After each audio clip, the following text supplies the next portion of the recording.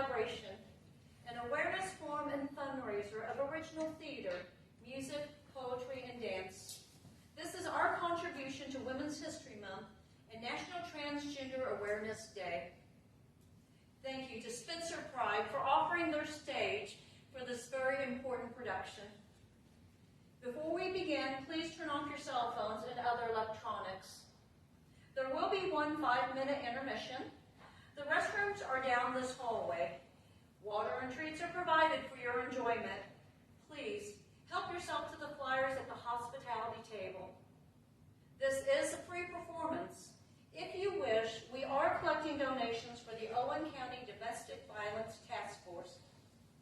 Finally, I believe change starts with conversation. It is my hope that our production stimulates conversation in a calm, thought-provoking way. And now, for your enjoyment and conversation, Raising the Libration.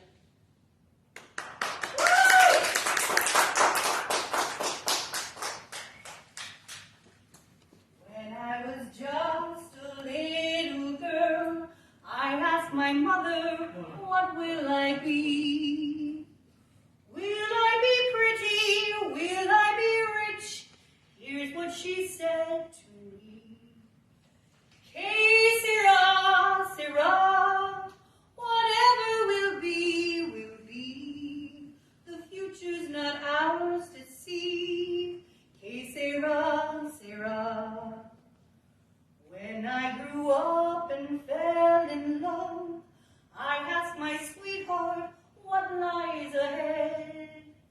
Will we have rainbows day after day? Here's what my sweetheart said. Que sera, sera, whatever will be, will be. The future's not ours to see. Que sera, sera, what will be, will be.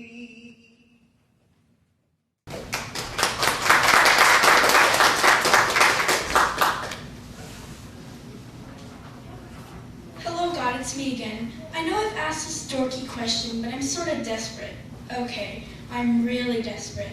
You see, I have a bunch of friends: Terry, Ashley, Tanya, Rachel, Belle, Annie, Belle, and Charlie. Ashley, Annie, and Charlie are all 11. Me, Tanya, Rachel, and Belle are all 12. Terry just turned 13. All of them, except for Tanya, although I think Tanya's gotten it already, but she won't tell me, have gotten their periods. Everyone except me. Whenever the rest of the girls talk about pads, blah blah, cramps, blah blah, periods and stuff, I feel left out when my friends ask, oh, can you come to the toilet with me? I need to change my pad, blah blah. I feel jealous. I told my best friend Ashley that I wanted my period, and she's all like, no you don't, it hurts a lot. But I'd do anything to get my period. I just feel so left out. Is there something wrong with me? Please God, how can I get my period? Some people told me that eating parsley works. Is that true? I heard drinking green tea works too. I don't really like tea. I drink gallons of it though to get my period. I have all the signs. I have a chest that's not very big yet, but I can wear a bra. I have armpit hair too, which is gross. I've even shaved my legs, but my mom got mad at me for that because I ended up cutting my legs really bad. I got icky white stuff in my undies too, but Charlie said that that was a sign of having my period, but I've had that stuff for months now, so why haven't I gotten it yet? I just want to talk about it to my mom but I can't because I know that she's going to tell my dad, and that's embarrassing. Please tell me, when will I get my period? Everyone at school is staring at me. I know they know I haven't gotten it yet. What happens if it doesn't come at all? Please God, make it happen.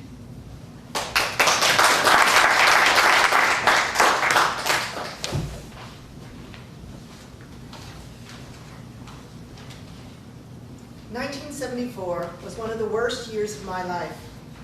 First, I became fat. I mean really fat, practically overnight. Kids made fun of me. The teacher sent concerned notes home to my mom. And worst yet, the gym teacher recommended me for fat camp.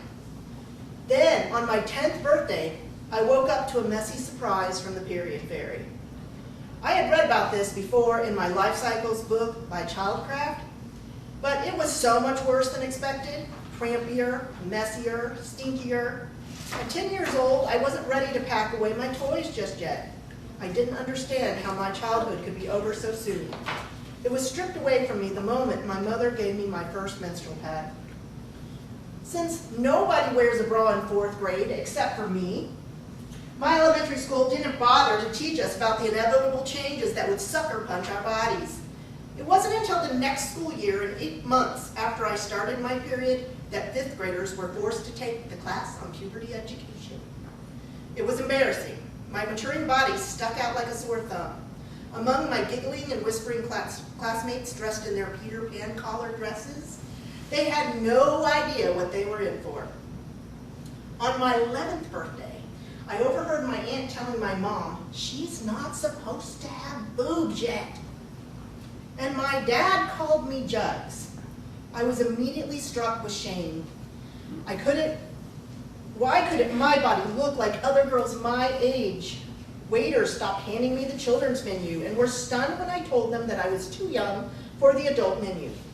When you're technically a child that looks 4 years older, people see you as an oddity. While teachers and relatives had a hard time looking at me, older men did not. I remember dining at a restaurant when I was 12, and my grandmother asked me to switch sides with her at our table. I later found out that 3 gentlemen in their late 50s had been gawking at me from their bar stools. Ugh. I felt defiled. My body was on display, and it was the first time I had witnessed this type of sexual attention.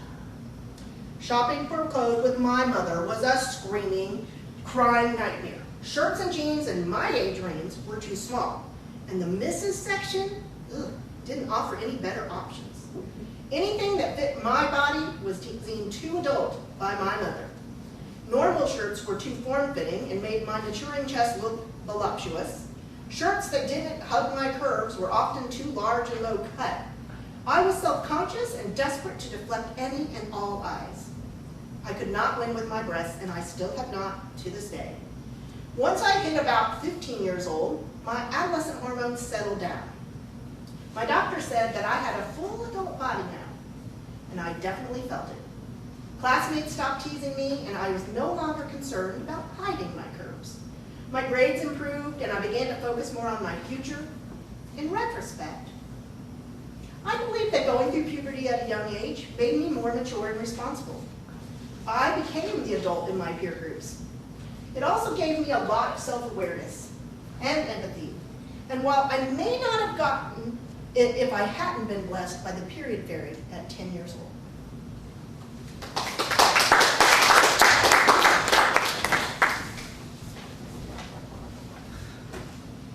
All right, I have a story for you. So we called her Miss Dolores, as in clitoris, which is kind of funny because I'm going to be honest, I always thought it was pronounced clitoris, and when I heard the word clitoris, I thought of some sort of vehicle like a car. So I guess for today's purposes, y'all can imagine I'm driving a 1990 clitoris. All right, so her actual name eludes me, as she never actually wrote it down, and I think she might have only said it once or twice during class. But she was widely known as the Sex Lady. Several high schools in the area that I'm from used her as their sex education coordinator. I know of at least 2 other school districts that had the same experience as mine, so I know that I'm not alone. At the end of our sex ed lessons with Miss Dolores, she gave all of the girls her phone number and made us promise to call her in case we ever were in some sort of incident, especially if we were pregnant. Looking back, I think that she might have come from one of those like crisis pregnancy centers, because she always handed out those small cards, you know, the ones that you could like hide in your purse and nobody had to know was there. And they had emergency contact numbers on them, but they were never affiliated with any institutions or hospitals or an organization like Planned Parenthood. Most of what Miss Dolores, though, what she taught us was standard for abstinence-based sex education. It included painful-looking pictures of STDs and verbal warnings of the permanency of contracting some infections or the general fear-mongering of sex and its consequences. She utilized shame and morality to frame different outcomes of sex as punitive measures against having intercourse. Then there was just no distinction of different kinds of sex or unsafe sex or protected sex. And there was no mention of sex outside of vagina and penis penetration. Or how to prepare for different practices of safe sex. And then there was absolutely no mention of homosexuality. Looking back, I'm not even sure she really knew that it existed.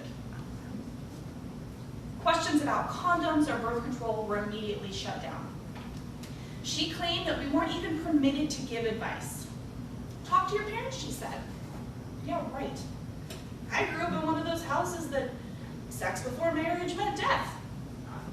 I was not about to ask, how the legality protected us from said death, but that's another story. Call the number on the card, she said. Consent. Consent wasn't even in the tiny scope of sex education class. In fact, she warned the boys against going into rooms with girls alone because you never know what they're gonna say. And then she utilized the pseudoscience for how girls get more emotionally attached during sex than boys did, and that's why girls just shouldn't have so much sex, and that boys should be cautious of that fact. But perhaps most infamous of all was her tape exercise. It consisted of taking a large piece of packaging tape, she held it up, and that was supposed to represent the body, and then she stuck it to her arm, and that was supposed to represent the sex. She would then remove it in fiending, exaggerated pain, and of course the tape would take some of her debris from her arm, and it made it less sticky since the adhesiveness was now covered in her dead skin cells, or hair, or whatever the heck else was on her arm. And then that tape slowly was losing its ability to stick, was supposed to be some sort of metaphor for our purity. Regardless of what it was meant to represent, the inference was clear. You are just not worth as much before as you were. You are just not worth as much now as you were before you had sex. It's a message that didn't end or begin with a tape exercise. People, especially women, have long been vilified and punished for sex, for losing their adhesiveness. And even in this era of all-inclusiveness, sex still defines us, and more often than not with devastating social, cultural, and political implications. For me, the tape exercise has stuck in my mind for much longer than I realized. It wasn't until I was in college that I grasped how horrible that activity actually was, how traumatic it was and still is. Now, I need to clarify. I am not condemning abstinence. I've had many friends who chose to save themselves till marriage or for whatever purposes, and they were quite comfortable with their choice. That's not the issue here.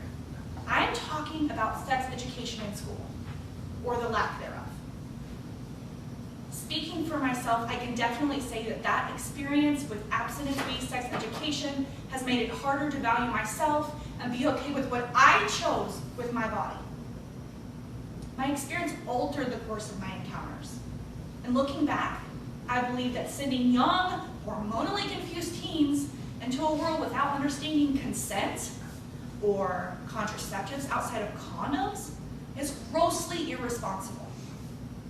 I've paid their emotional and physical price for my lack of education. So, for any of you who've had similar experiences, I want you to know that you matter, and that you're just as valued and worthy of respect and autonomy regardless of your sexual encounters. The act of sex in all of its forms should not bring you shame. Guys, we are human. We have sex, and we're not any lesser for it.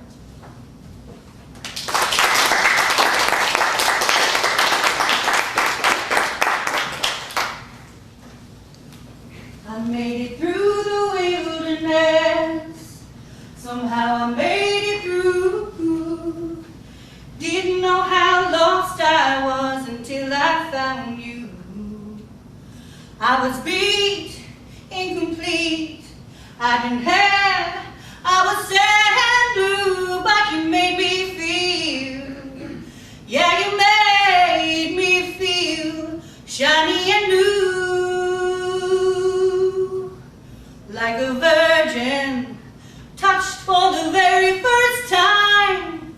Like a virgin, when your heart beats next to mine. Whoa, whoa, whoa.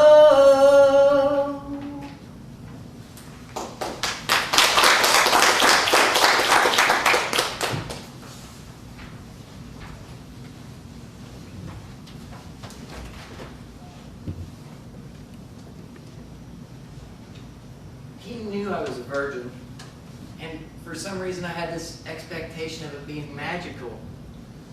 I mean, he was experienced after all, or so he said.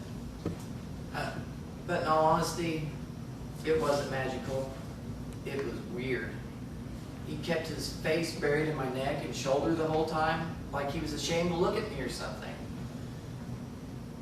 He only asked if I was okay once during it, which, now that I think about it, is pretty inconsiderate. I think I would have enjoyed the experience more if he would have checked to see if I was enjoying it, too.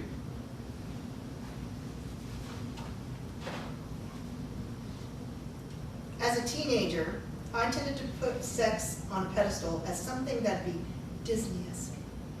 Luckily, I fell in love with my Prince Charming during my first semester of college. He had already had sex, but he was considerate and allowed me to decide when I felt ready to do it. So after a few months of dating, we planned this special night for us where it was going to happen. I put on lingerie, we lit candles, the works. But after making such a big deal out of the pageantry of sex, I ended up putting too much pressure on myself and I couldn't relax when it came down to it. Nothing felt right. I couldn't get into the mood and the act lasted only seconds before I had to stop. Later that month, during a comfortable Netflix date, I felt more at ease and we tried again. It was so much better and enjoyable that second time. I didn't even have on matching underwear. Looking back, I wish we paid more attention to how I felt rather than how I thought sex should be like. The best sex happens when you're comfortable and connected, not when you're posed and overly self-conscious.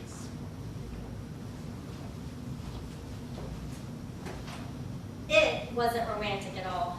It was messy, drunk, horny, and reckless. I was 17 and smashed at a beach concert. There was this really good-looking guy, foreign guy. We connected and ended up having sex in the backseat of his friend's Nova. The next day, he left to whatever country he was from. 9 months later, I gave birth to Faith. I ended up dropping out of school and getting a job at the Walmart. My daughter has beautiful dark eyes and hair, just like her daddy's. Maybe one day she'll meet him. I can never remember his name or where he's from.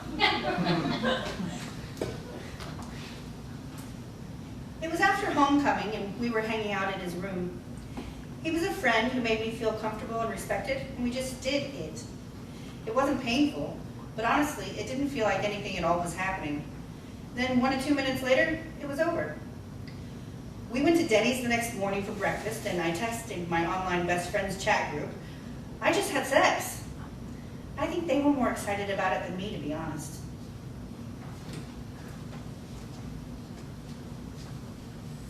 I was 18, and I just wanted to get it over with. It was the summer after I graduated, and I'd been talking to this kid that I'd been in school with and known since kindergarten. We had talked about it before, so we went and got a cheap motel room, you know, the kind with just a bed and TV and maybe a few stains on the walls. But I can kind of remember feeling numb until the next morning. Then I got a shower and cried for like an hour.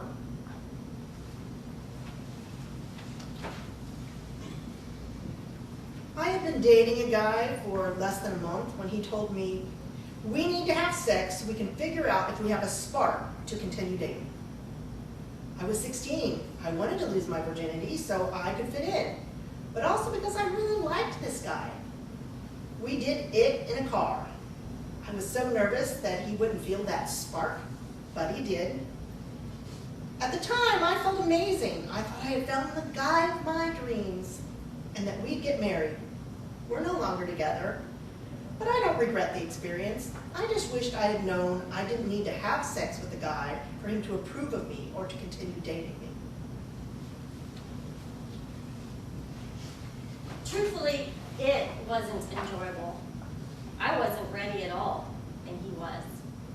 And then it sort of just happened to me rather than me choosing whether or not I wanted to do it. We waited until marriage. My husband and I were both virgins. The wedding night was admittedly anxious, awkward, and beautiful. Over time, we learned how to be intimate with each other and how to meet each other's needs. And we have a very satisfying and active sex life, with 6 kids to prove it. I didn't wait because of some taboo or because my mom told me to and was scared I might end up becoming a hooker. We waited for personal, spiritual reasons, and because this choice was right for us.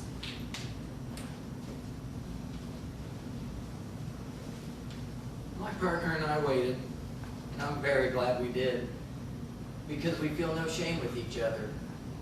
We know we have nothing else to compare it to, and that's a very safe feeling. However, I do wish I hadn't placed sex on such a pedestal, because I figured that if I played it by God's rules and waited, it would be this guaranteed source of good feelings and self-pleasure. I hadn't, and it has not been that. I hadn't allowed it in my mind to not be perfect. Turns out it's like everything else in life. Everything's going to disappoint you sooner or later. You talk about it, you work through it, and things get better eventually. The difficulties that we had with sex were devastating to me because I hadn't allowed it in my mind to not be perfect. And that's the part I regret. Now that I've begun to accept that, things are getting a lot better.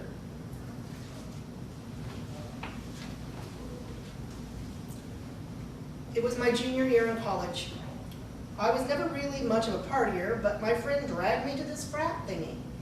A guy there asked me if I wanted to see his ceiling. It's not what you think. He was an art major, really. His ceiling was spectacular.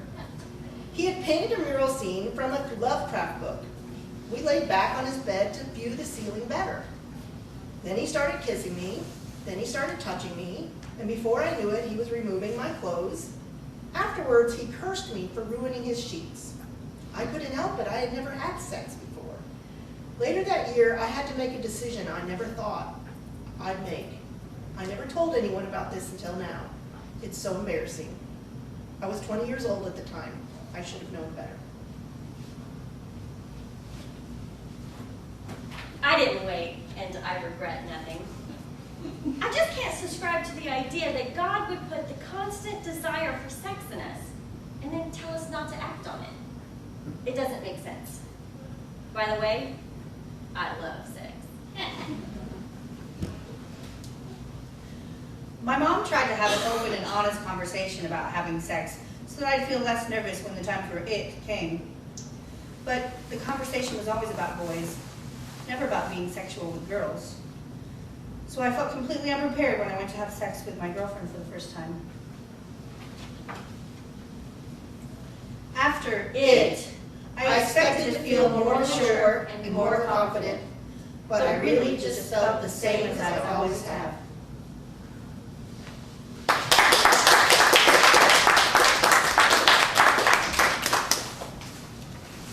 Love and marriage go together like a horse and carriage. This I tell you, brother, you can't have one without the other. Love and marriage, it's an institute you can't disparage. Ask the local gentry, and they will say it's elementary. Try to separate them,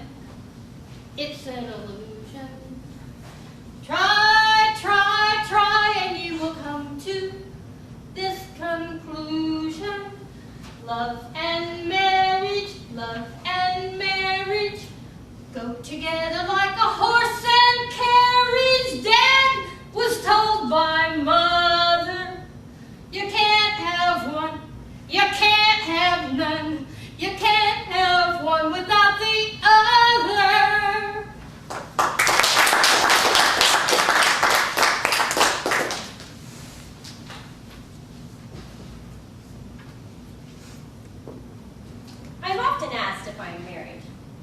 Sometimes I lie and say that I am. Sometimes I lie and say that I'm not. Neither answer feels entirely truthful to me. If I say I'm not married, the true answer, people occasionally try to set me up with their offspring. They seem to think I'd be a great daughter-in-law. Actually, I would be a great daughter-in-law. I send thank you cards, I'm a terrific conversationalist, and I can bake an amazing pie. I met the man I'm not married to the second week of college. You're wearing black, Hans said. I'm wearing black. Now this was said with some irony. We were standing in a black box theater. Everyone was wearing black. He had a girlfriend, so we didn't get together until several months later. We've been together ever since. 21 years. A year before I met Hans, a relative of his opened a credit card in his name and charged the better portion of another relative's wedding. And then she forgot to pay the bill. For years. Forever, actually. Hans didn't find out until 2 years after the crime when he was applying to graduate school. Even after making arrangements to pay off the debt, his credit was ruined and he couldn't get student loans. The credit card company told him the only way to clear his credit would be to take the relative to court. Identity theft is a serious crime, the company said, and she could possibly go to jail. Hans wouldn't do it because the woman had a child and he didn't want the child to grow up without a mother. I liked that about him. He was in his early 20s and less than poor. But what difference did it make? He was a person of integrity, and we were in love. We had been together 6 months. It can be awkward to describe the situation to people I don't know. They tend to ask follow-up questions like, why didn't you just clear the credit cards and then get married? Why didn't I? The answer is many reasons. Because I was 18 when I met him, and I didn't know how long the relationship would last. Because it was a lot of money, and I was embarrassed to ask my parents for help. Because neither one of us had regular jobs, and we both wanted to be artists, more than we wanted to be married people. Because one of us needed good credit in order to rent apartments and charge groceries. Because by the time we had the means to make honest people of ourselves, we felt as if we'd been together too long to even bother. But I don't say any of those things. Don't you like weddings, someone will ask? I love weddings. The odd mix of religion, government, and pageantry. It moves me. It's like theater, but with real people. I've been to the weddings. I've seen the white dresses. I've worn the bridesmaid dress. I've smelt the roses. I have never caught the bouquet, but I have watched its trajectory with enthusiasm. I have heard the wedding band play shout, and I have gotten a little bit louder now. I've shopped the registries. I've sensed the pasta makers, the towels, the knives, and the vases. I'm comfortable with the fact that as a person who has no plans to marry, I will not receive the pasta maker, the towels, the knives, or the vase in return.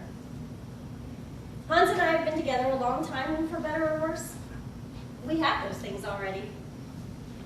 I have had 4 dogs with a man I'm not married to.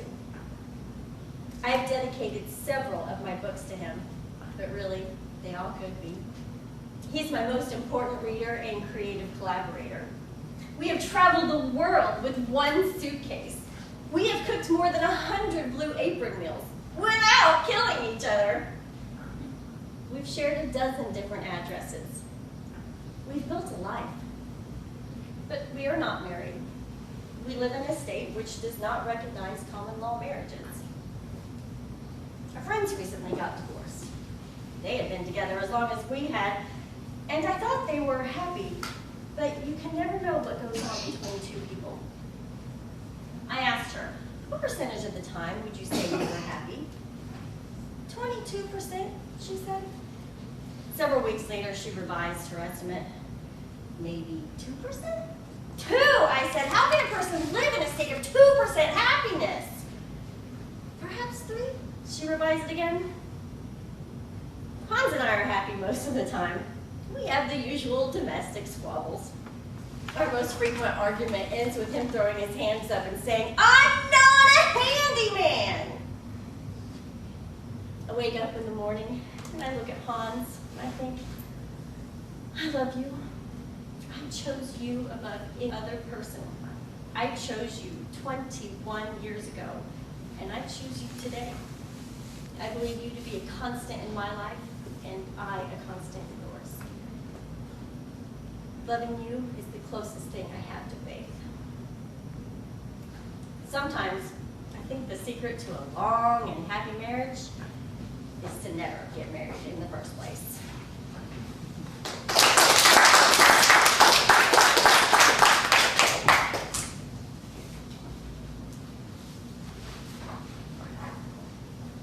I've always thought that I was a fat girl.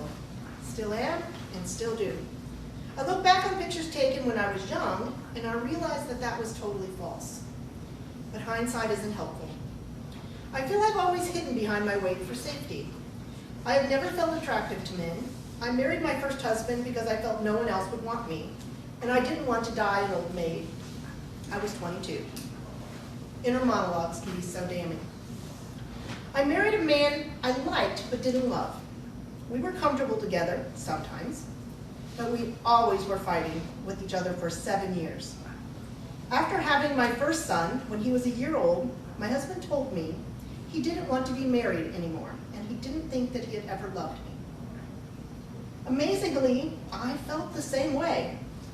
So my biggest fear came out again. I was going to die alone.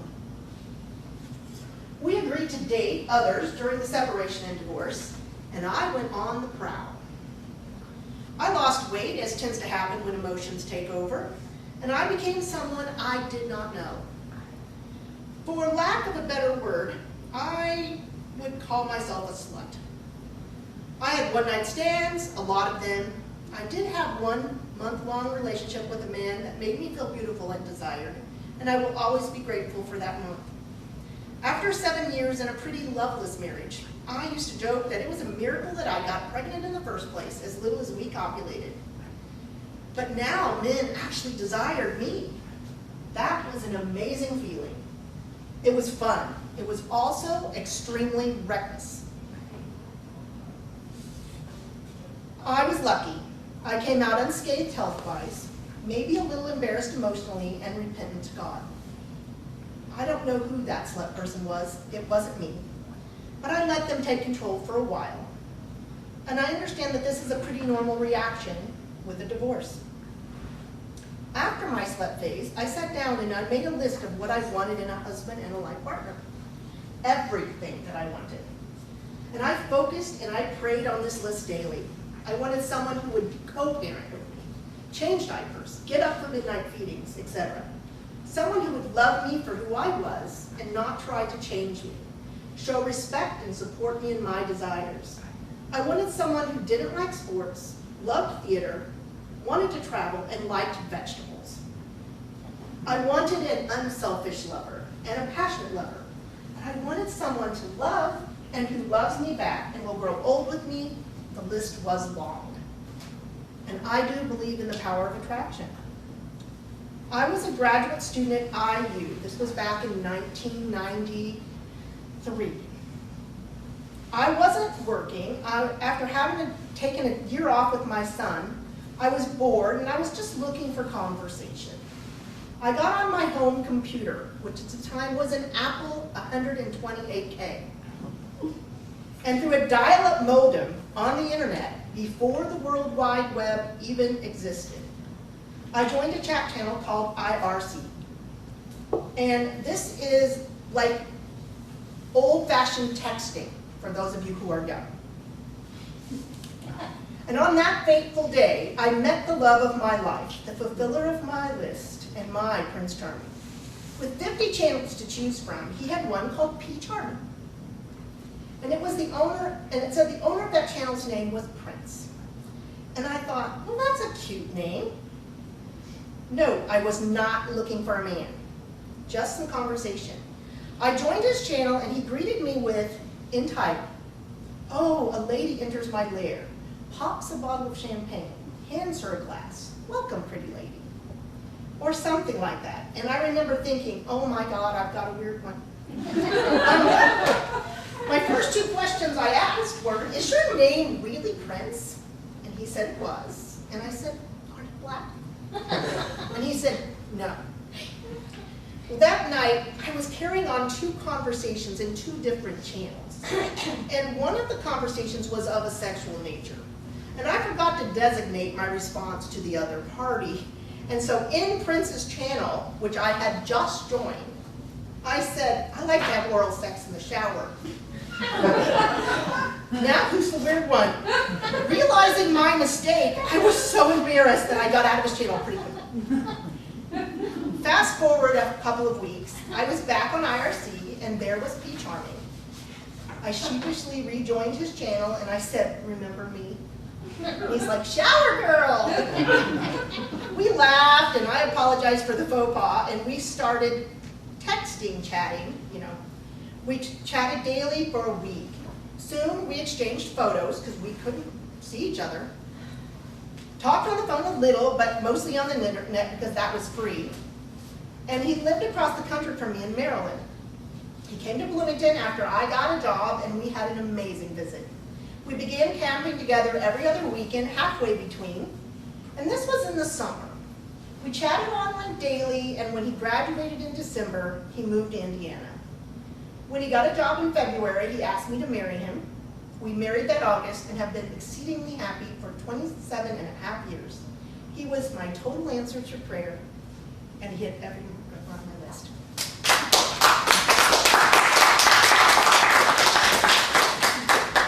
Well, now we know there's all kinds of love. I'm going to sing a song that was popular when I was a young woman, and at that time it was considered pretty romantic, and I probably made love to it more than once. But I want to take you in a different direction today, because there's one pure love in the world, and that's the first time a mother sees her baby and looks into his eyes.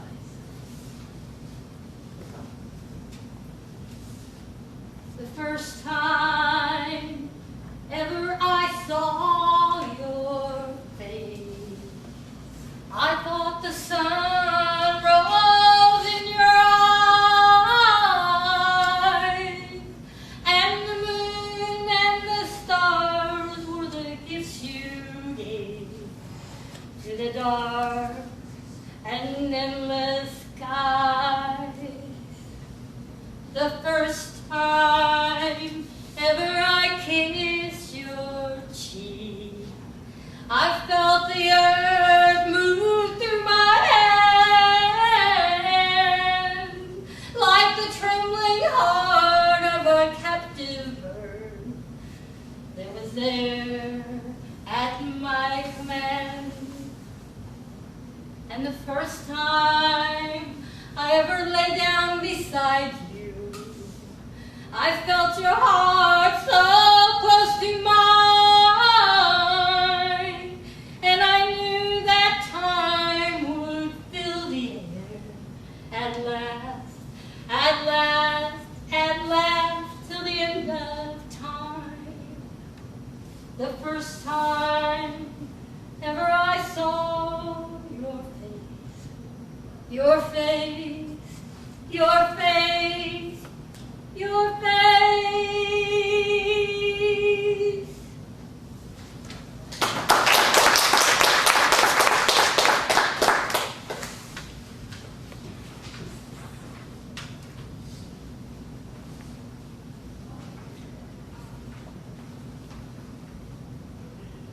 I became an unplanned mom at 20, a planned mom at 22, and then a planning to plan mom again at 24. I know what you're thinking, and probably what you're gonna say. Yeah, I know what causes pregnancy. Yes, I know that kids cost a lot. Yeah, I know that I'm probably not gonna get a good night's sleep for a really long freaking time. Yes, I know that being a young parent is hard. But I'm probably just going to give you one of those dismissive smiles and one of those head nods and hope that you just let me go about my day. All the while I'm thinking in my head, screaming at the top of my lungs, you have no idea what it took to get them here. How badly I wanted to be their mom. How hard I have to work to give them what they deserve. You don't know. But I know. I know what it's like to fight for your own life when you have 3 souls relying on you. I know what it's like to have a mascara smeared face and your hair pulled up into a messy bun. I know what it's like to be stuck in a darkness that is your own mind. And I know the person who wrote that they'd rather feel pain than nothing at all had felt. I know how devastating the words postpartum depression, anxiety, and psychosis are. And most importantly, I know that it is not my fault. You see, I may have met them when I was young, but it's their love that makes sure, that keeps me breathing every day. So yeah, I know what you're thinking and probably what you're gonna say. And you might be right. But you don't get a say. You don't get to decide my worth. And neither does my depression or anxiety or psychosis. They do. Because I'm their mom.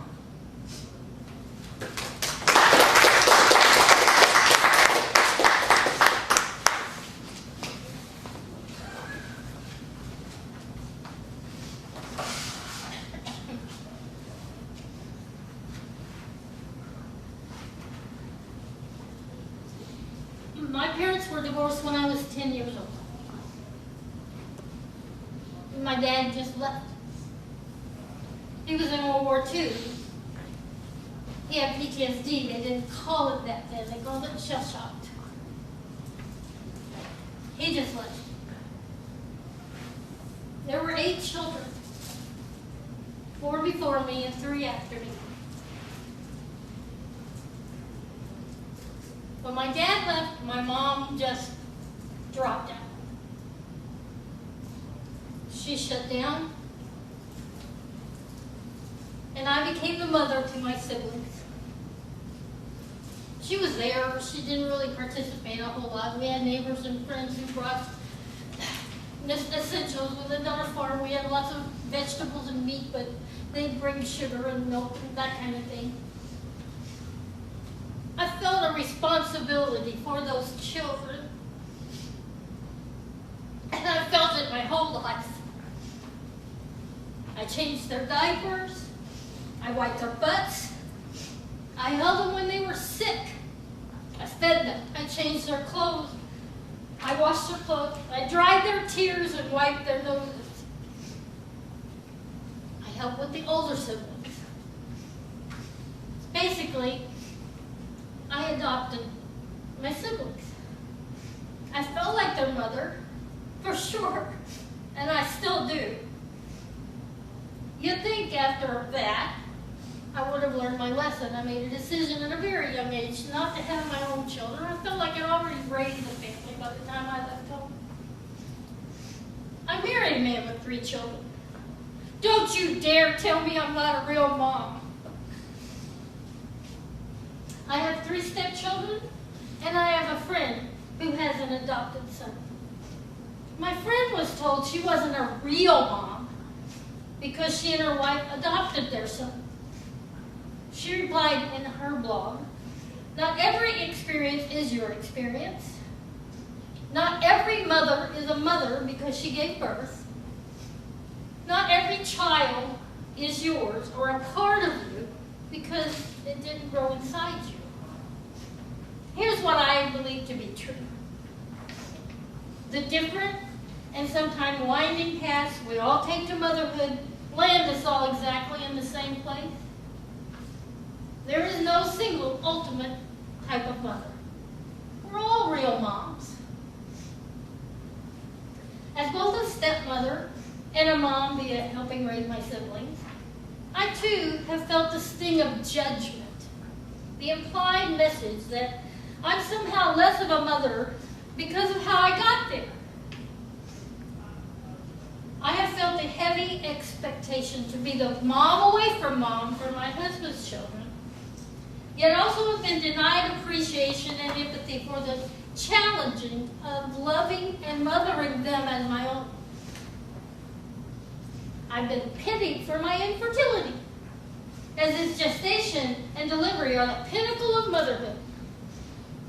My friend has been asked, in front of her child, if adoption was her last resort. Is her form of motherhood some kind of a consolation prize? Are these family dynamics less authentic than genetically related ones? Adoption is rarely an easy path, so I understand why some adoptive parents liken their adoption journey to pregnancy, labor, and delivery. But I shy away from that comparison now. They're not the same, and they don't need to be. Motherhood, by any path, is hard work.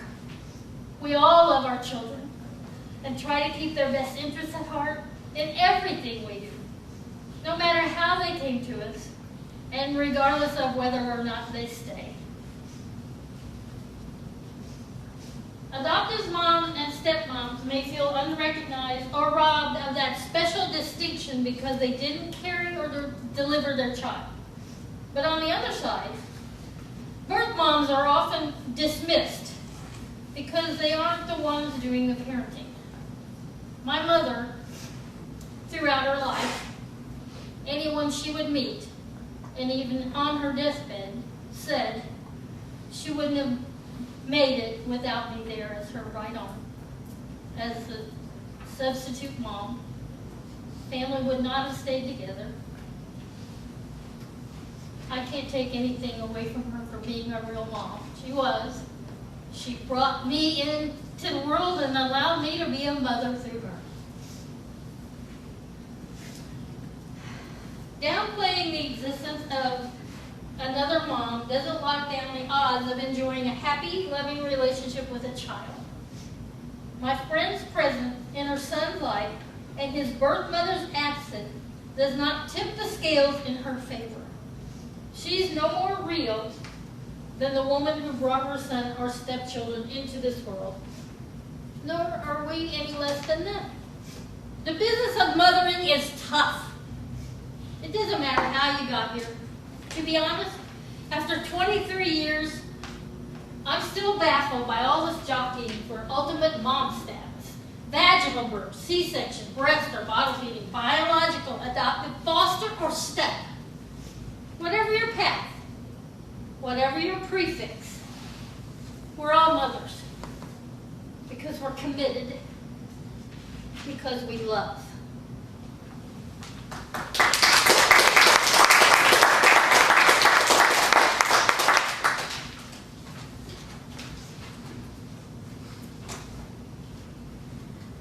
To all of you who stayed with me, thank you.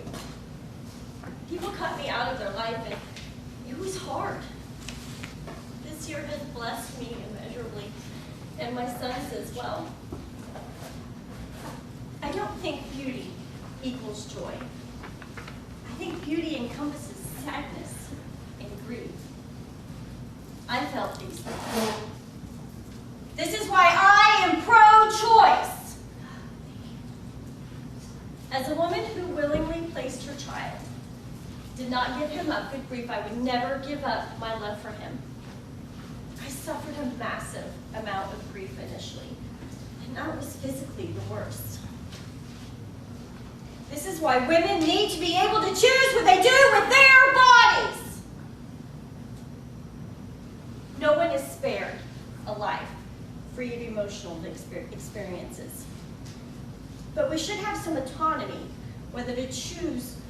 some autonomy to choose what happens to us, especially in the case whether to bring life versus wait versus abort versus adopt, etc. I love my son. I love his parents. I love our story. But there's pain. And it's okay. I'm sharing this in hopes that if someone else opens up to you about being a birth mom, you can respond with some empathy, some awareness, but mostly just give the adoptee, birth mom, whoever, space to have their emotional experiences validated. It is essential to process and connect without being judged. As someone wise once said, we can all be kinder. My child is alive, and that is not a tragedy. Our bond isn't broken. Adoption is a blessing. This makes sense, and yet I do feel placing my son for adoption is beautiful. I remember feeling defeated, desperate. I don't know if it's helpful to ruminate on the past. I think it's essential to process the grief. Everyone's story is different. I think it is helpful to acknowledge the beauty of things working out for the betterment of the child and the mom. I'm in a better place than I was. I miss my son every day. I'm only 5 months out of placement, but I don't think that beautiful is joy. I think beautiful things are sad, like when his adoptive mom hugged me as I sobbed my eyes out after signing those papers. She wanted to acknowledge that I wasn't a bad human being for making this choice, and that it was because I love my son. We speak on a weekly basis. She doesn't sugarcoat, neither one of us does. Both of us are eager and excited to maintain a strong connection so that our son can grow up knowing he was and is so loved. So about that abortion debate. I am pro-choice and believe adoption is not always an alternative to abortion. I always said that if I became pregnant before my time, which may have initially invited the baby spirit in a whole year before he was conceived, I know, it's weird, I would have gotten an abortion. Adoption was admittedly the first choice that popped into my head when all of this started to happen. Yet I felt abortion was not my karmic path. I became selfishly attached to the idea of becoming a single mom without child support. That really has nothing to do with my purpose or what I'm here for. To be clear, 1, my child was adopted by amazing people. I adore them, and I feel my child has won the mom and dad jackpot. He was born to be placed with these people. This is not always the case, so I am really lucky. We're all blessed. 2, adoption agencies are not always ethical.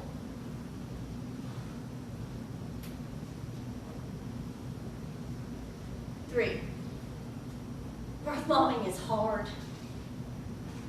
Sadly, not every birth mom has their promises of open contact kept, if this is what she desires, or is even asked for.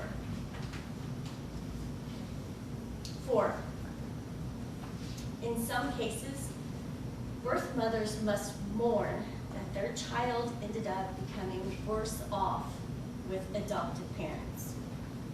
Most birth parents love their babies, and they want them to have stable, healthy, happy lives.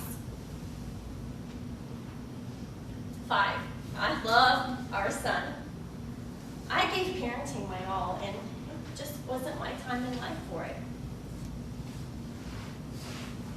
6, in the cases of women who are raped, how could anyone in their right mind feel comfortable disallowing a woman to choose what is best for her? There's only 3 options, in no order of personal preference. A, adoption, B, abortion, or C, parenting, should a woman even be able to do so. This is not an easy choice. Stepping off the soapbox, I hope we can agree to disagree.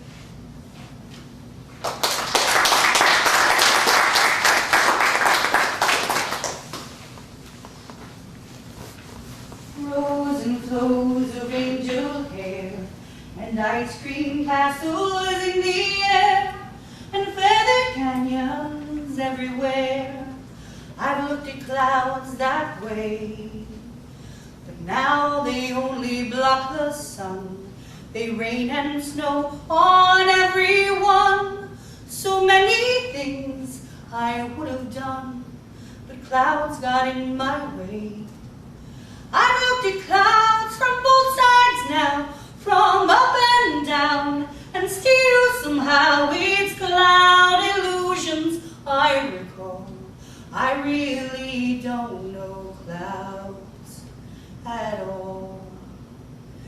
Tears and fears and feeling proud to say I love you right out loud. Dreams and schemes and circus crowds, I've looked at life that way. But now old friends are acting strange. They shake their heads, they say I've changed. Well, something's lost, but something's gained in living every day. I've looked at life from both sides now, from give and take, and still somehow it's life's illusions I recall. I really don't know life at all.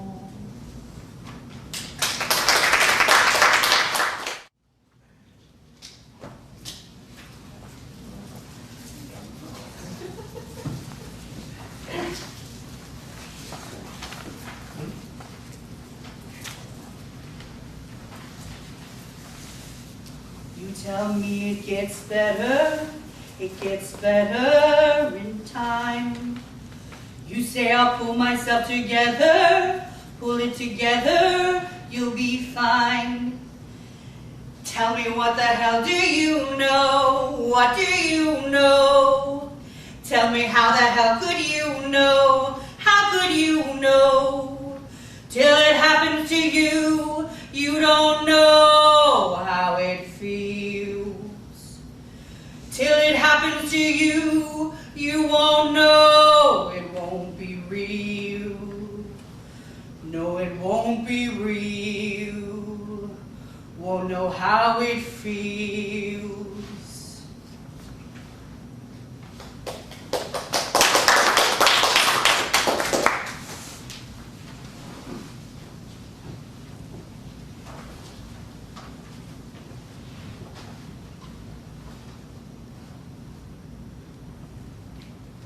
Lights do shine. Darkness does fade. Bad things happen. It's not how we're made. It hurts so much. No power, no care. I was left, just lying there, disheveled and distressed. I don't understand why. This is me now. I'm a mess. I want to express my world of pain, but nothing comes. Just silence and shame. I've been wounded in almost every way. Damaged goods. No bright future for me. I cannot be fixed. Maybe healed with time. I just wonder, is this body really mine? What did I do wrong?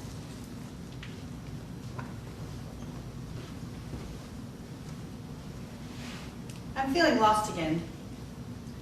The trauma I've endured has come to haunt me once more.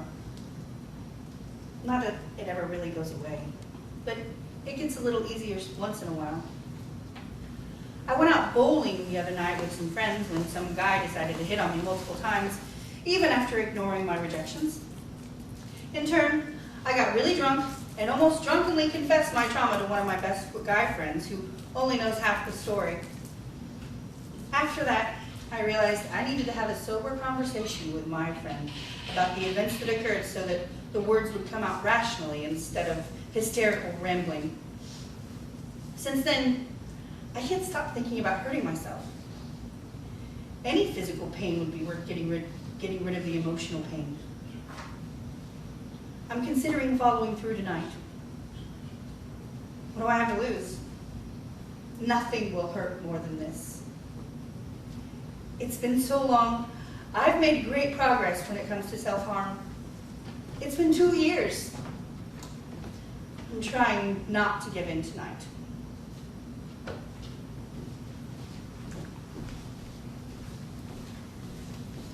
Talk to your friend. Maybe the sexual advances triggered you in some way. Don't give in. I know that it can be hard, stuck in that dark place. You can't see past that pain right now, I get that. But hurting yourself is only going to guilt you after the fact. I hurt myself a few weeks ago, and I feel so bad about it. The pain only went away for just a few seconds. And then I recovered and had all these flashbacks and residing emotional pain, and then that guilt came in. Hang on. The physical pain is going to disappear. And as those wounds start to heal, talking about it, that emotional pain is going to get better. You are safe now. Remember that.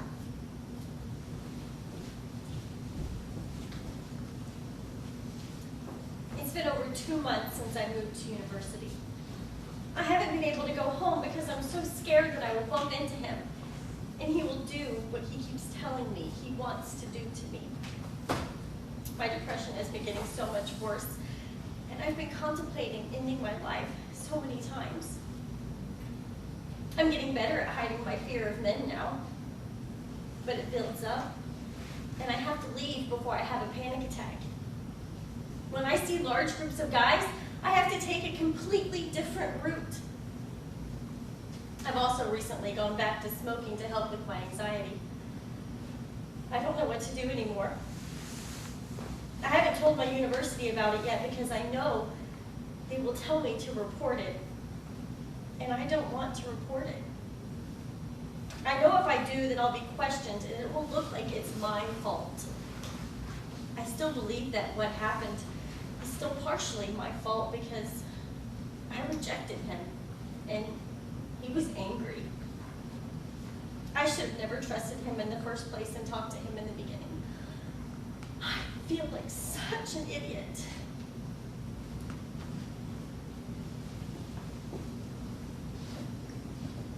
I tried dating,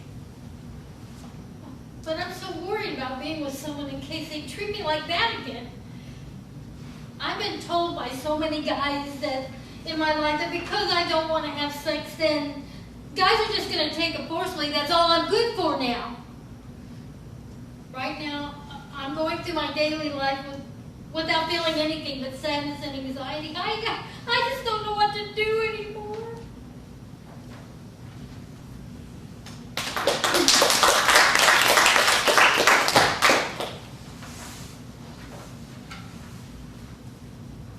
I was a new teacher, 22 years old. We had a whole school presentation with the good touch, bad touch presenters. And and I was just listening when all of a sudden, the scenario they described caused a bombardment of flashbacks to slam into my memories, just like the movies and TV dramatized flashbacks. Bam, bam, bam, bam, memories that I had locked away since I was 7 or 8 years old. I remember taking off from my room, unable to handle what was happening. I think I was crying or hysterical because I was immediately followed by concerned people. I remember running to my classroom, locking the door from the inside, and hiding under the beanbags in my reading corner and having a full breakdown. Once the custodian managed to force his way in and the staff from the presentation and my trusted teacher friends dug me out of my burrow, I shared what I remembered, and since that day I have put it in the best chronological order that I could. I'm a victim of sexual abuse, and it did form who I am today just a little. My stepfather took care of me from when I was very little, while my mother worked at night. He would give me a bath, and he often would get in the tub with me. He had very different body parts than I did. This one really cool one changed shape and was very responsive to touch. He let me touch as much as I wanted. I thought it was cool. My mom never knew because I never thought it was important to tell her. We were just getting clean, right? He would always make sure I was very well lotioned afterwards too, and that felt nice. But during this time, I was learning about where babies came from. And one of my friends at school said that babies were made with fish and eggs. And I was thinking, fish from the water and eggs from chickens? That made totally no sense. So I asked my mom, and I remember being 7 or 8 years old. She was totally prepared with the books, and the diagrams, and the schematics, and everything. She was ready, and I really just wanted a simple explanation, but I got the full sex education. This made me very sexually curious. But now I knew what those body parts were for, and a new realization happened in my mind. After one bath session in which I insisted on bathing alone and resisted the lotioning, we ended up playing kind of a getaway tiger, where I was trying to get away and he was trying to stop me naked. It was full of laughter until he bit me on the bottom. Then all of my newfound knowledge said, "This is wrong." I stopped him and I yelled, "If you ever touch me again, I will tell my mom." And I locked myself in my bedroom. From that day until he committed suicide when I was 12, I avoided being alone with him. He never touched me again, and I never told my mom until after the flashbacks, and she didn't believe me. To my memory, no penetration happened. It was just inappropriate play. I know it wasn't my fault. I did stop it when I finally realized it was just wrong. And I guess I repressed those memories after he committed suicide.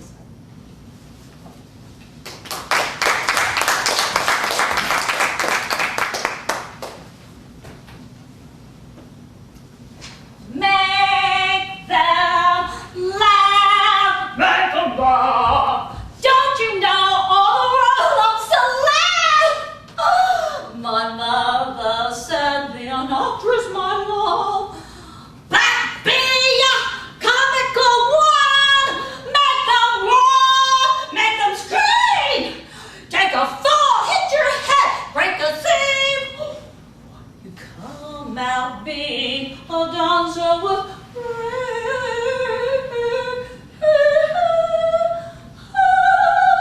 then you wiggle till they jiggle all over the place. Then you get hit with a pile of feet.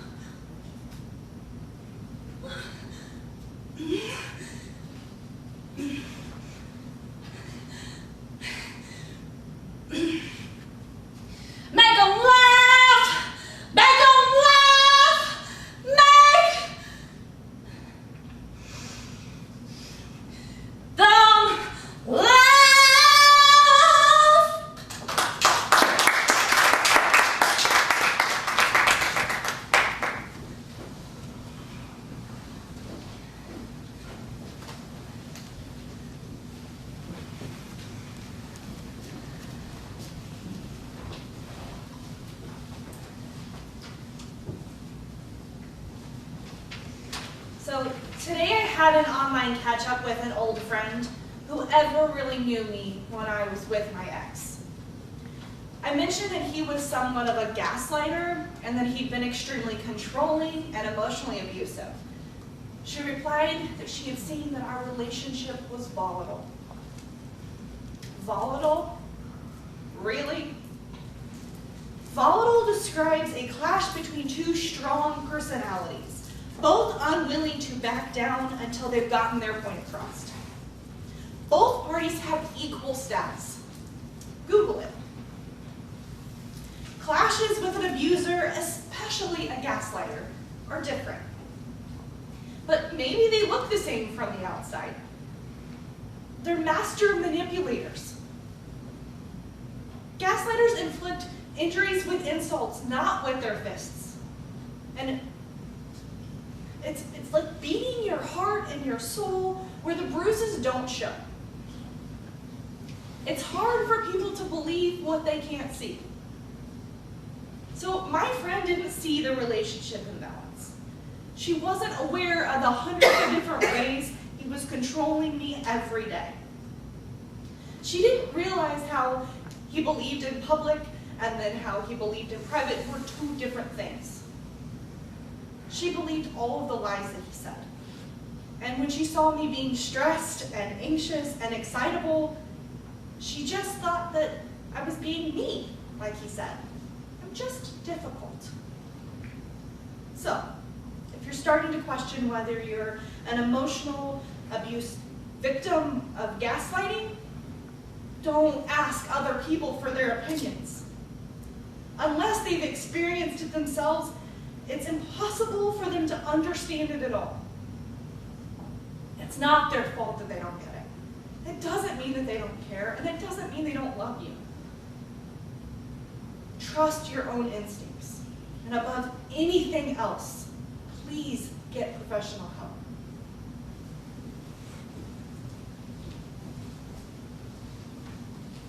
He says he loses his temper because he's so scared of losing us.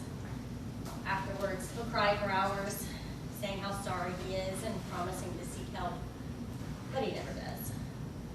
He says he loves us, but his outbursts have become more frequent and are starting to be noticed by others.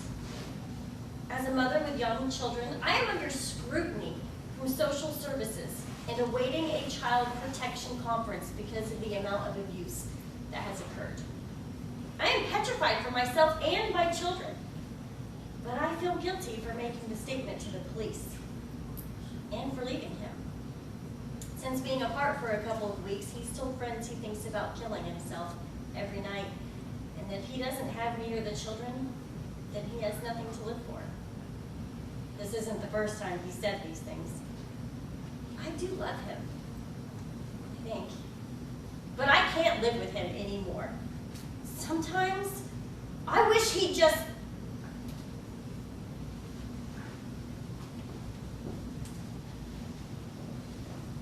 I've gone back so many times before that I've briefed my family on how they'll have to keep me safe from myself, as well as him. The big thing I have to work on is not feeling guilty for doing normal stuff and being happy with just living. How weird to feel guilty for that. But each time I leave, I do. I just pray I can do it this time without breaking. It's time to start my life again. Not for myself, but for my children.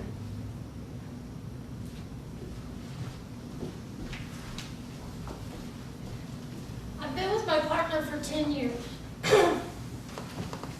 When we were dating, he seemed so wonderful. We had a lot in common, wanted the same thing out of the future. I couldn't have asked for a better boyfriend. We'd been dating for several months before we slept together. Afterwards, he started being busy a lot and wanted to spend all this time with his friends and ignore me for days. He even cheated on me. Somehow, we worked through the issues and moved in together. Years went by, and he seemed genuinely happy living with me. And 2 years ago, he suffered a stroke. He's fully recovered now, but the stroke changed him. He's become temperamental and sensitive. He stopped showing up for work and lost his job. He hasn't worked since. He's angry with me every day. He picks on anything that I do that he feels I do wrong, like the cleaning and the washing and cooking. He says, if I cared about him and loved him more, I'd listen to him and do it right. I make excuses for him, and I blame it on the stroke. I try to help him when he's in pain, but he pushes me away. One minute he loves me and calls me his guardian angel, and the next minute he calls me stupid and helpless, swears at me and says he hates me.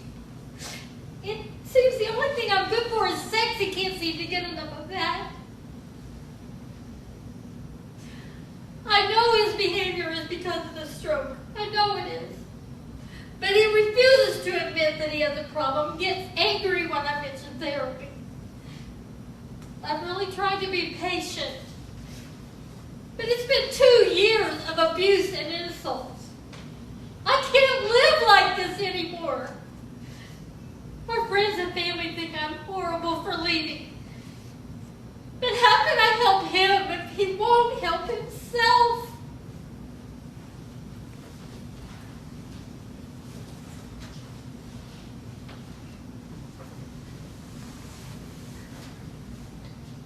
I'm living in hell, and I don't know how to escape. I'm going through a mental breakdown. I sit for long periods. I'm constantly dizzy, scared to talk, scared to sleep, scared to eat. I can barely take care of myself. The trauma, anxiety, and stress he's put me on has disabled me.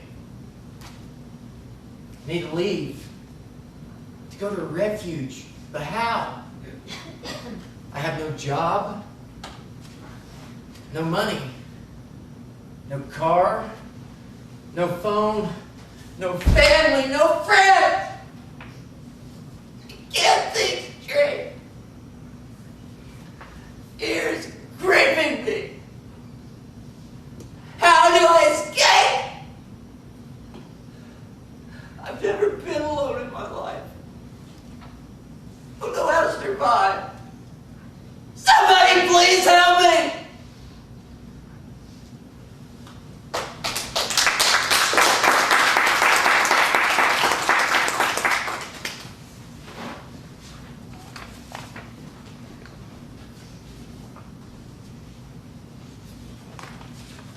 There comes a day in our toxic relationships, be it with a male or female friend, lover, or someone from our family, that the veil is lifted. Suddenly, we see them not for who they led us to believe them to be, but for who they actually are. Their charms and manipulations become transparent. We begin to look for a way to cope, always questioning if we shouldn't just be looking for a way out. The 5 stages of release are a process we go through to cope with the stigma of walking away from a toxic relationship, from someone we loved and committed our being to, but can no longer suffer in our lives. In each stage of release, we endure deep emotional hurt, coping with the manipulations from the person who psychologically tortured us. Yet, we must move past those fears of guilt and abandonment. We must be able to finally move on, free from the bitterness of any and all ill grievances, free from the toxic relationship. 1, denial. A toxic person will shroud their intentions in charm. We fall for them. We love them. It is exactly the way they want it to be. Every velvety word, every seemingly gentle touch is nothing more than a ruse. When we are spellbound by them, it is as if a heavy fog has surrounded us. We become lost. Anger, When deception is realized, anger creeps in. We might be angry with ourselves for being so blind, or angry that the person we entrusted could be so incredibly hurtful. A battle ensues for our self-respect. But a person who has conditioned us so well to doubt ourselves and follow their lead is usually victorious. The anger still rides under our surface, anxiously plotting an escape. 3. Depression. Seemingly defeated, it is not difficult to comprehend this mid-stage. The emotional cape has us under a spell. Feelings of fear, obligation, and guilt consume us. We doubt our worth, and our self-esteem suffers. Sadness fills our days, and depression sets in. We allow ourselves to fill the position that the toxic relationship requires us to occupy. To them, we are no more than an endless pathological supply of self-fulfillment. Our own needs fail to be met or even acknowledged. If we venture outside of this position, we are quickly dismissed and firmly placed where we belong. 4. Bargaining. Perhaps we can only endure so much.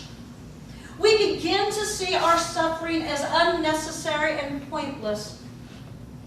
We look for a way to make it all work and for them to have their cake and eat it too.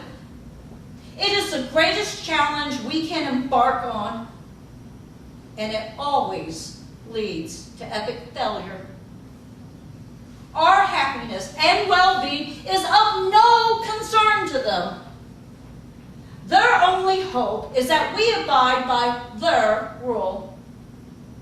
Our suffering is what pleases them most. Yet we still ponder perfection. We wonder about changing ourselves for them. Then we have the age-old thought that we can help them change. We attempt to make an exchange. If I do this, then they will not have to do that. I will no longer hurt or be hurt. We can both be happy. 5. Acceptance. We did all we could do, and yet the cycle continues. We have been alienated from anyone's rescue. We have endured baiting, blaming, and bullying. We have been gaslighted, groomed, and manipulated. There comes a day when playing the victim is no longer an option. Being a scapegoat is no longer tolerated. We execute that escape. It's time to let go.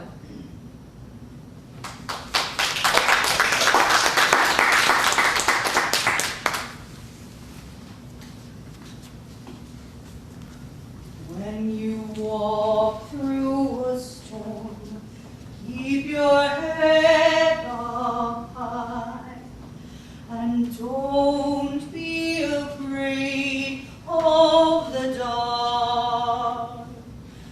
At the end of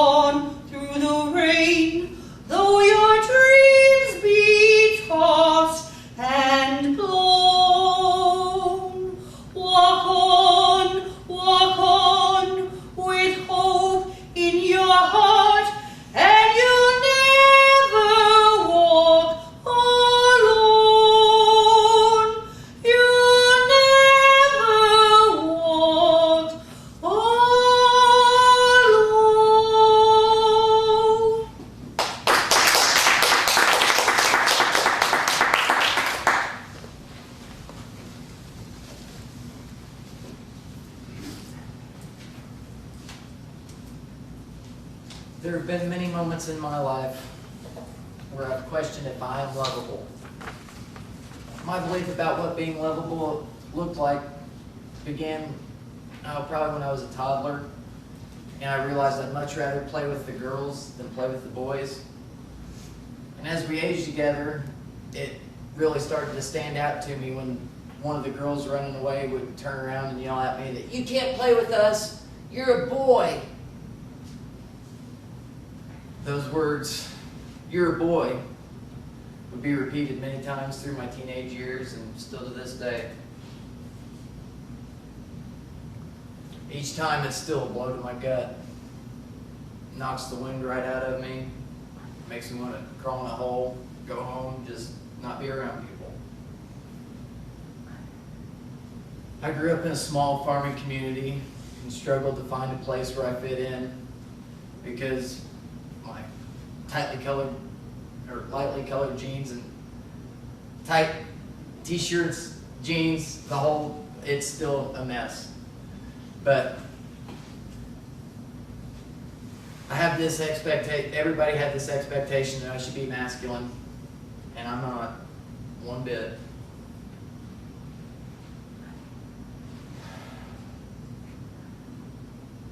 Sorry, I still struggle with this. I still want to be a girl. I still get called a boy. And as I grew up, my parents used to ask me, don't I want to look more masculine like my brothers? I got picked on by people at school and labeled gay.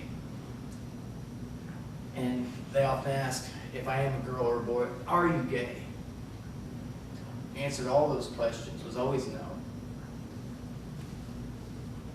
And the discomfort I felt began to become apparent when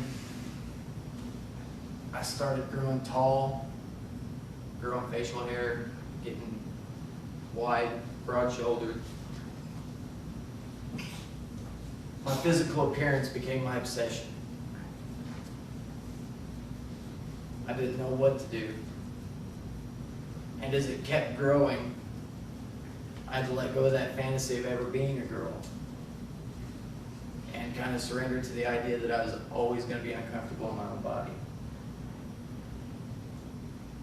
These muscles make me feel fat. These muscles scare me. When I turned 18, I kind of got this dumb idea that all my discomfort in life would go away if I could just lose weight. I believed if I could look a certain way, which to me meant skinny, that all my problems would go away and my life would just kind of align itself. My parents would love me. My social interactions would get better.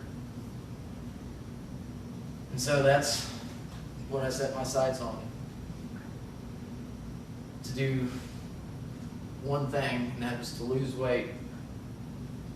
And I never thought I would ever be skinny. Fast forward a year later, I turned 19. The doctors diagnosed me with anorexia nervosa. Part of me kind of liked my eating disorder though, because my muscles quit growing when my body quit producing testosterone. And any women's clothes that I put on just hung off my body. I thought I looked great. And I finally accepted that I had to quit looking at my body and my appearance. And everybody else needed to too, because it wasn't about what they thought, it was about what I felt and thought. My eating disorder caused me to live in a world that revolved all the things that I wanted to run away from. My body, food, fear and loneliness. And from the ages of 19 to 24, my eating disorder controlled my life and kept me from exploring my true feelings. I went to therapy, and through therapy, I finally accepted that I had to quit looking at my body and my outward appearance and start judging myself on my inner worth, my true self-worth. And that's where I started to turn my attention. And that's when I was able to face the one thing that scared me the most, my sexuality. I finally had an answer to that question. As a child, I knew I was supposed to be a girl. As a teenager, I was so scared of being a boy, I didn't know what I wanted to do.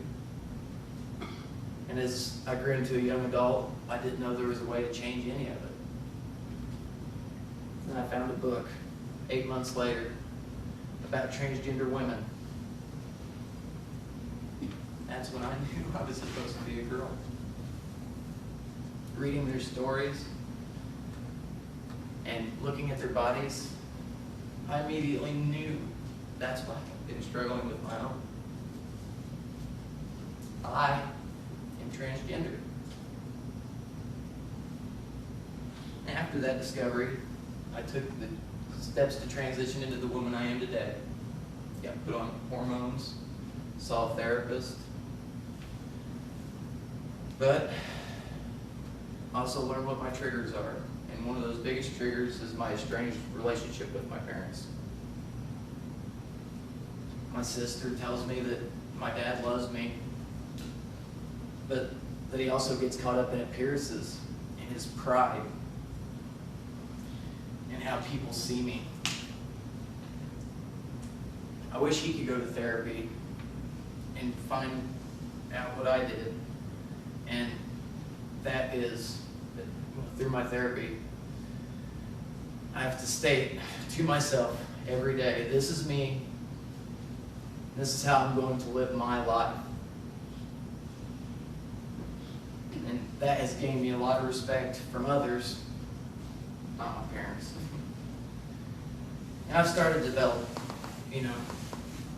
a lot of those respectful self-worth feelings toward myself, but I still have trouble when I hear my dad's negative self-talk, and it makes me think about what I really look like and what I really act like when I hear that he's made another comment about his pride being hurt by what people say, and it makes it feel like his pride's more important than his own kid.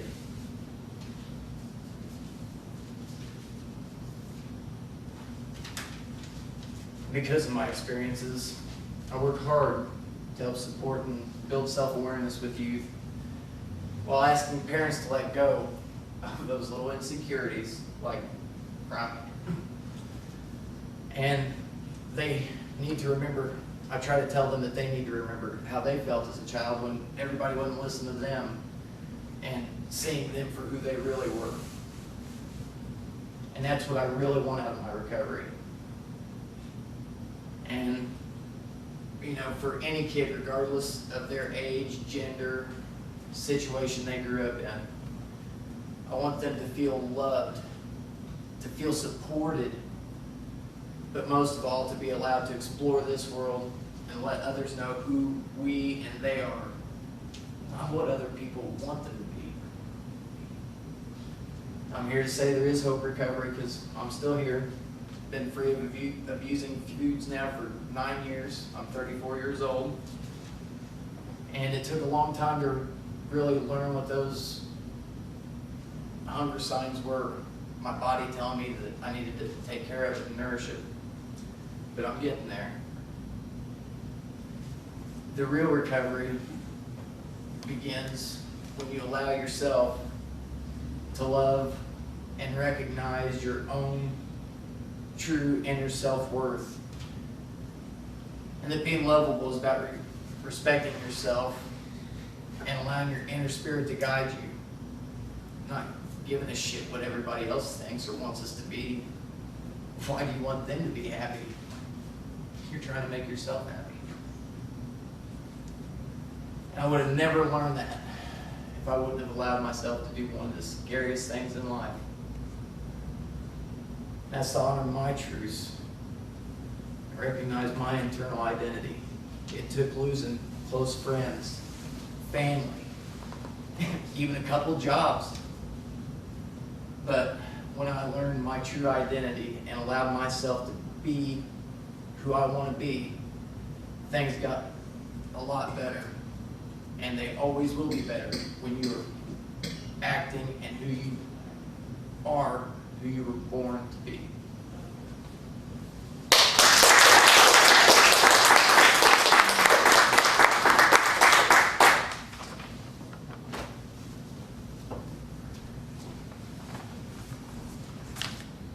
I am late to every milestone. My tardy muses should have been a warning. My hormones kicked in late, and when they did, were the wrong gender. When David took me for a ride on his motorcycle, I didn't understand a word he was saying, but I could not get enough of him. I took to boys like I was on a fast trip down a one-lane highway. But that was because I had no idea I could be with a girl. It didn't occur to me to do anything other than what was expected. A perfect middle-class girl, I went to college, dated boys, and got married at 22. I played the part well enough, but I was bored with the straight life in all ways. I tried being the perfect wife, but failed miserably. After 15 years of marriage, I realized that my sexuality had been misdirected. One weekend, I attended an empowerment seminar where I could not take my eyes off of this tall, earthy, 50-something woman who was known as an outed professor at the local college. Later that year, I fell in love, had an affair with a woman, and left my husband. After a difficult period of uncertainty, 3 years later, I met another woman, this time my soulmate and my life partner. Ours was a passionate love affair that evolved into a complicated blended family dynamic. Raising children together proved to be the final stressor that led to a 2-year separation.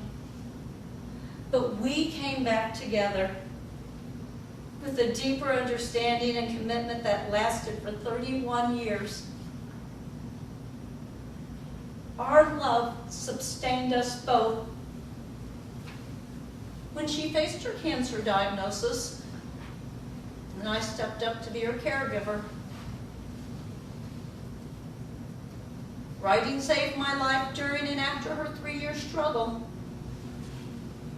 I've started life over with new friends, new interests, and the strange world of online dating. No easy feat for a not quite gray-haired panther or purple-haired panther. In my 60s, I'm discovering my identities, my friends, my interests, and work changes. And I am ever blooming. I am a widow, a lesbian, a parent, a grandparent, a mediator, and a seeker. And my identities continue to expand. I write about lesbian life from the perspective of a crone. Lesbian life transitions, coming out after marriage to a man, lesbian parenting and grandparenting, lasting lesbian relationships, their trials and rewards, dwelling into the world of lesbian dating for older women, and aging issues such as caring for a seriously ill partner or parent and loss through breakup or death.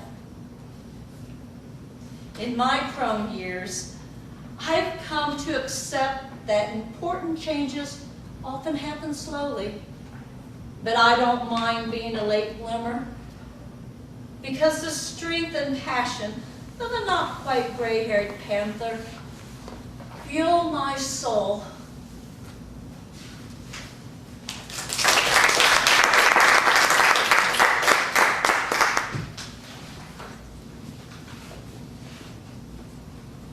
I have a confession to make. Although I'm a 57-year-old birth mother of 3 grown sons, I have never lost my virginity. No, I know exactly what I did with it. Despite the fact that I freely gave my virginity some time back, decades ago actually, only recently did I give it much thought. and now it makes me annoyed. I have become appalled at how simple language has fabricated illusions of what everyone thinks of women and of what women think of themselves, as ditzes who can't even keep track of our own private parts, as if we mislay our virginity like a set of car keys. Oops, I can't find my virginity. How stupid do they think we are? Guys don't talk about it nearly as much as we do, but when they do it, it's certainly not about losing their virginity. Instead, they mention something about doing it for the first time. Mind you, it is an act that we guys and girls, young and old, have all experienced together. But when it ends and we both climb out of the very same bed, society glorifies the guys for having accomplished something, and we women are branded or martyred for having lost a part of ourselves, a part we can never hope to regain. For men, the rite of passage is a plus. For women, it's a minus. We have an experience that adds a powerful new dimension to relationships, that deepens our capacity to feel and enlightens our experience in the world. But somehow we come out of it with less than we started with, while the boys get bragging rights. Now, of course, I'm not talking about virginity stolen. That is another matter entirely. Rape or coerced sex is criminal, no matter the woman's age, marital or virginity status. The issue is what we say, choose, and just as important, what we do of our own free will. To lose one's virginity, I toss that phrase around in my brain to get the full measure of it, it is overflowing with negativity. Losing anything is an action only by default. When we lose our virginity, we inadvertently fail to retain something. We turn ourselves not just into a passive creatures, but into victims of our own passivity. As virginity once lost is not recoverable, the phrase suggests that we should be in mourning for our missing virginity for the rest of our lives. We will be forever less than whole, or society tells us. But as for me, I didn't lose my virginity. When I didn't need it anymore, I quietly discarded it, and I haven't spent a moment looking for it since.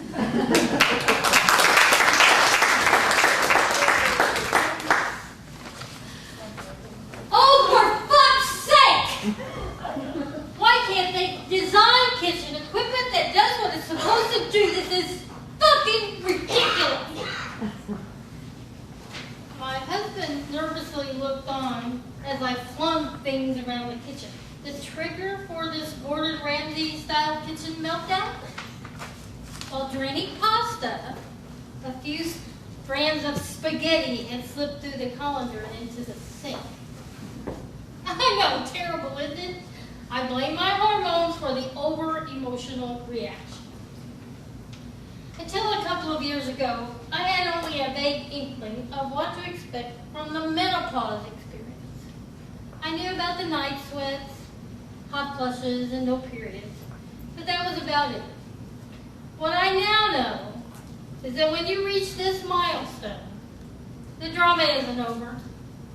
It's just getting started. The first sign for me of the big M was the fact that I needed to carry a bucket between my legs. I would wear a tampon and 3 pads and still soak through whatever I was wearing. I could stand up and whoosh! I would gush like an oil well. Terrible, it was awful! This is grand, I thought to myself. Then last summer, the infamous hot flashes started, and the night sweats kicked in. I'd wake up in soaked bed sheets, sleeping naked, and running a fan on my all day at work and all day at night helped a little bit. Everything was still grand. Then, in the last few months, I've experienced a range of other more annoying symptoms. Menopausal brain. This is my term for brain fog. Lack of concentration and mental confusion. A common and endearing side effect of menopause, which at times has caused me to question my sanity. Now, I've always been absent-minded. It's true. But this is on a whole new level.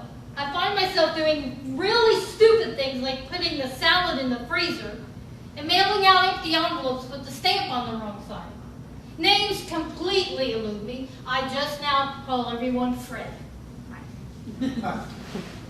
Long hunts for my car in a parking lot.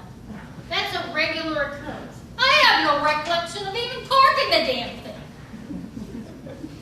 Worst of all has been a 2-month reader's block where I find myself incapable of concentrating long enough to finish a sentence. I read the same damn sentence, but it doesn't sink in. I give up. That's really tragic. I love books. I made my excuses to the book club and started watching Dr. Phil.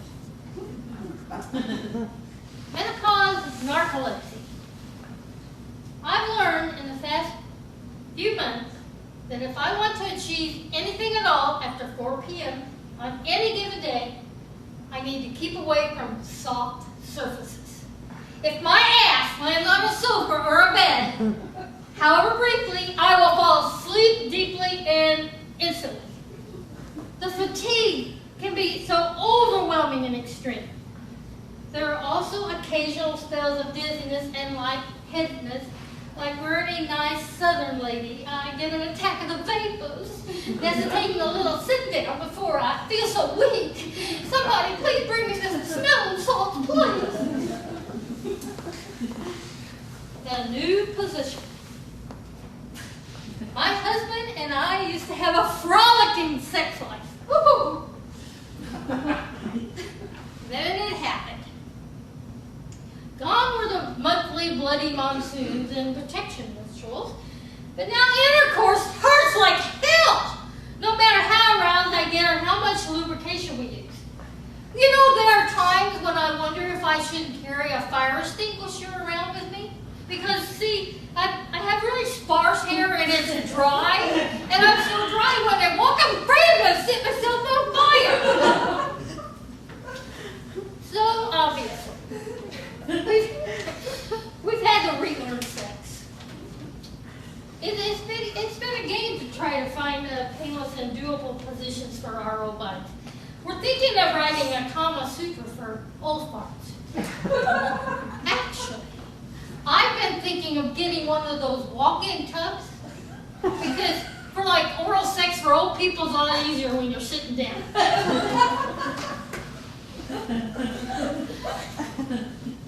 Call me sir. With my estrogen lessons, I also find my femininity is fraying. Since the big M, I've been called sir twice. Once by a waiter, and another time by a boy who bagged my groceries.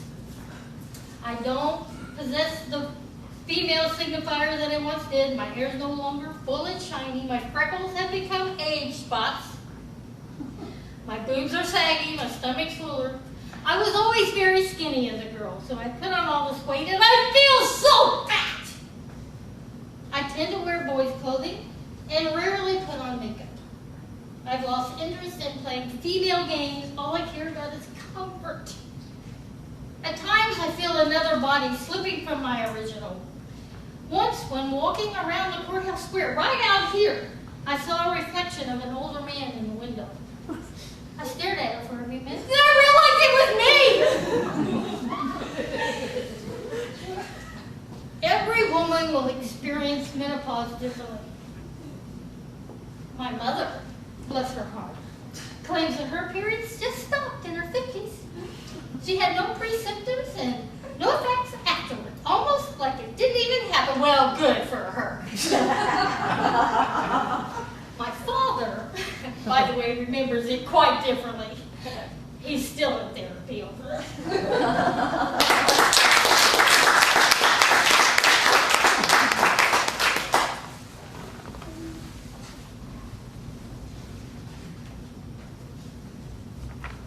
I have been told this magic M phase is just puberty in reverse. During puberty, all the hormones are rushing in like crowds on a Black Friday morning sale. Now they are retreating, and not in an orderly fashion. Well, fuck that! I have been told menopause is a natural once it's over, I'll feel more beautiful than ever. But like a compliment that actually hides an insult, the Scrooge of anti-aging propaganda has made us feel hopeful and humiliated at the same time.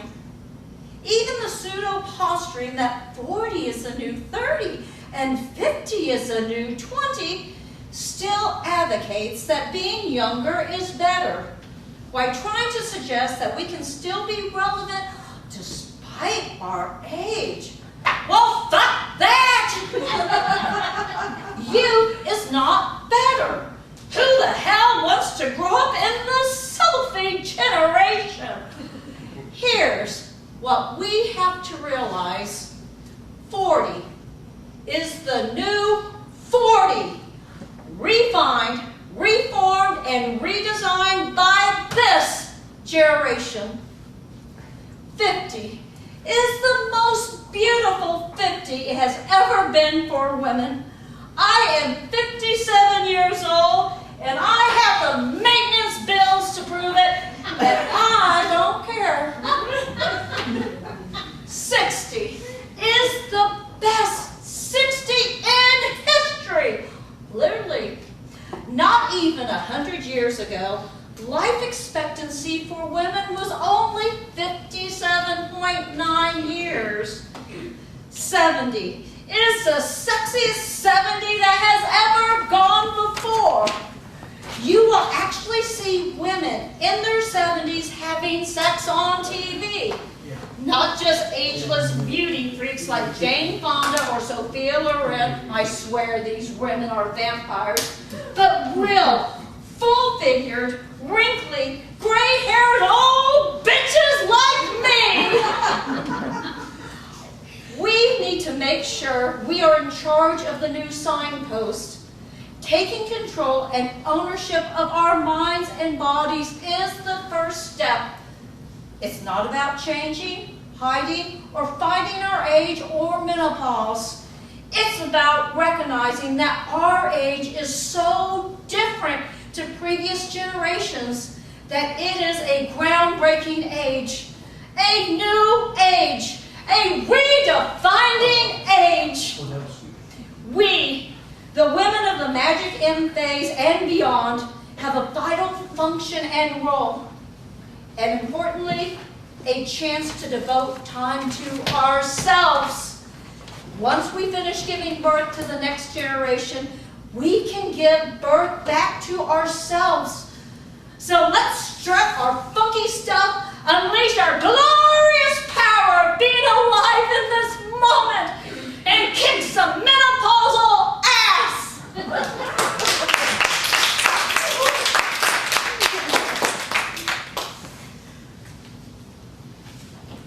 I am woman, hear me roar, with numbers too big to ignore, and I know too much to go back and pretend. 'Cause I've heard it all before, and I've been down there on the floor. No one's ever gonna keep me down again. Oh yes, I want it, but it's worth the born of pain. Yes, I paid the price, but look how much I've gained. If I have to, I can do anything. I am strong. Strong, I am invincible. invincible, I am woman. I am woman, watch me grow, see me standing toe to toe, as I spread my love and arms across the land. But I'm still an embryo, with a long, long way to go, until I make my brother understand. Oh yes, I want it, but it's worth the born of pain.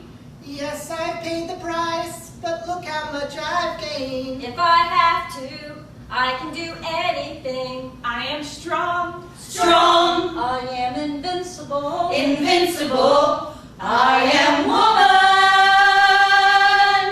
Hear me roar.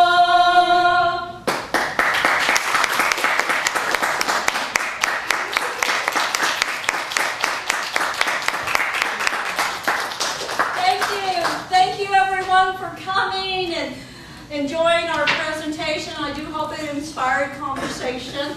And if you would like, we are collecting donations for The Owen County Domestic Violence Task Force. Thank you again.